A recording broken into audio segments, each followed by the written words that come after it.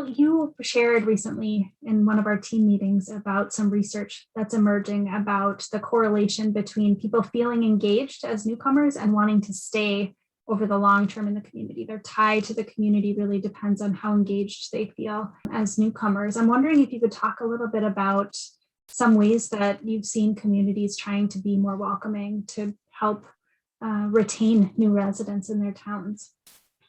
I would love to. This is such a great topic too, because so many communities would love to have more residents move in, especially in like our small communities, and even the big communities too.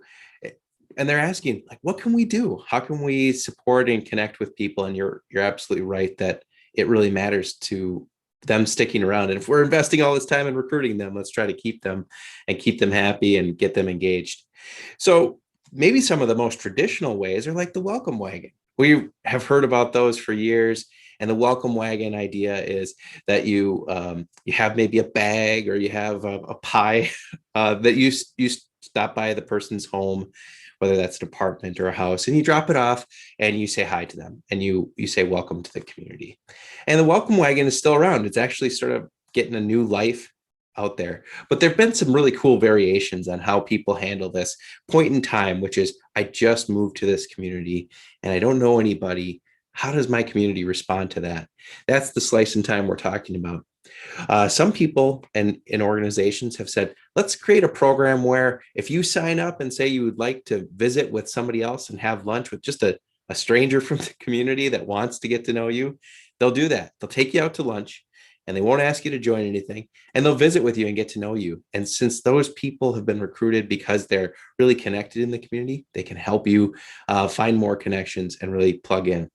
Other ways that people have done this is they've said, hey, we might have a regular meeting, like once every month.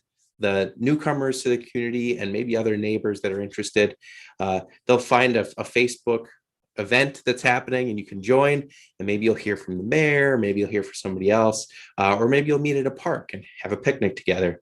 But those are called like newcomer events to just make it easy to jump in and find new people in the same situation.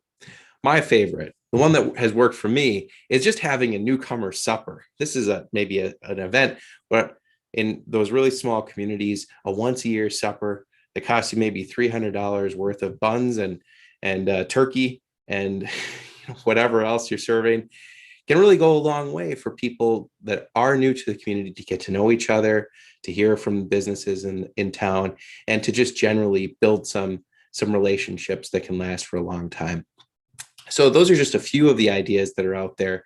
We've got many more that we've been researching and engaging with people that lead these efforts. But those high touch, like I really want to get to know you, really want to understand what it's like to move here and what you're interested in, are pretty much the lowest cost things that any community could do. If you're not doing them, you could do them like tomorrow.